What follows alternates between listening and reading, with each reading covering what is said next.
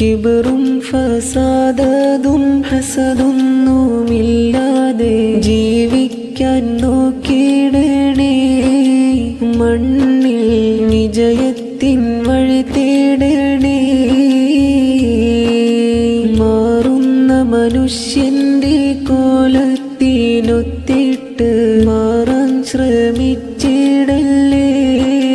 അത് നമ്മെ നാശത്തിലാക്കുമിന്നേ.